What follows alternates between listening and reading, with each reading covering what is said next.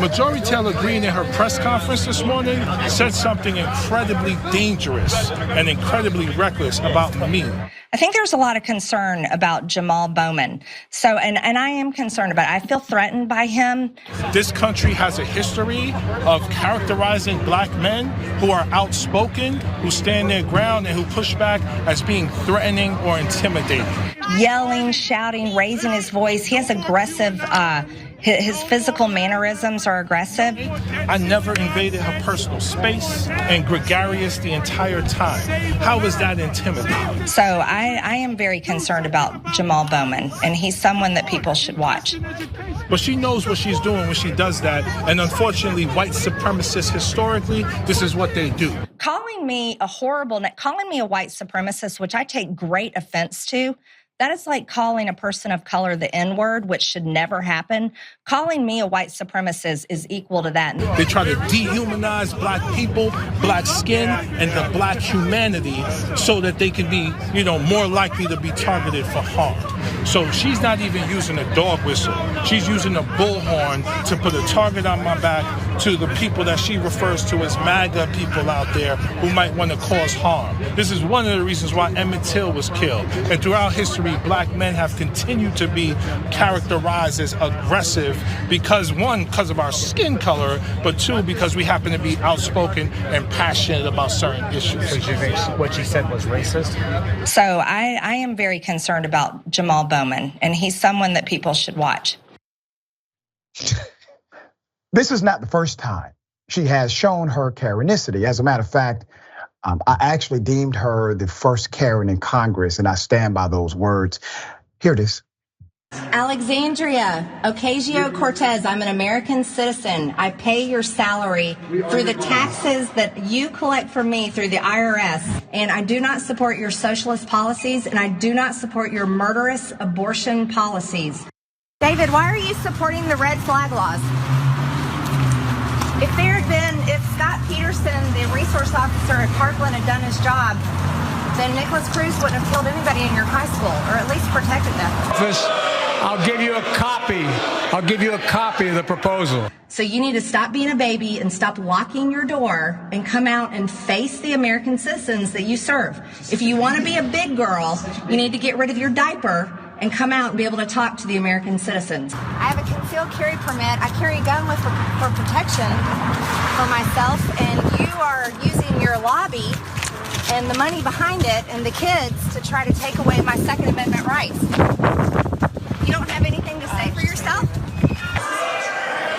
That means Congress doesn't vote. Well, I'm glad to see it. Wow. Okay, let's do this. Put her up full mass. Marjorie Taylor Greene, first Karen to become a United States Congresswoman. This is the same person who keynoted a white nationalist rally organized by Nick Fuentes, a proud white nationalist. She says she takes great offense to being called a white supremacist. Well, madam, I agree with you if the word offense means pride. Also, the mischaracterization and the narrative is intentional.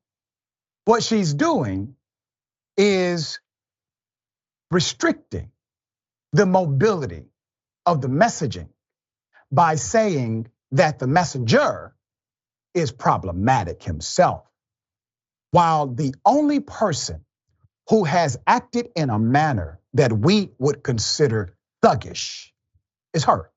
The only person who has engaged in seemingly criminal conduct from January 6th, the protection thereof, and actions afterwards is her.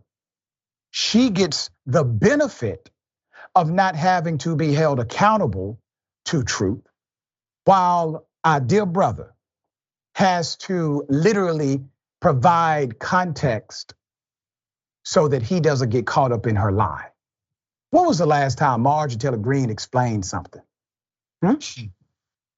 All right, wise thoughts. Oh my goodness. Hearing this lady say that this black guy needs to be watched. He needs to be monitored. This is something that people need to be paying close attention to, as if he's not a distinguished U.S. congressman.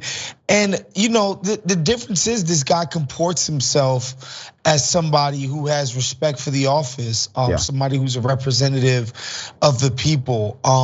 And what he was doing in that clip that you guys showed, he was engaging in spirited debate. That's what conservatives claim they want. Oh, we want ideas to be expressed freely. We want everybody to be able to say whatever they want.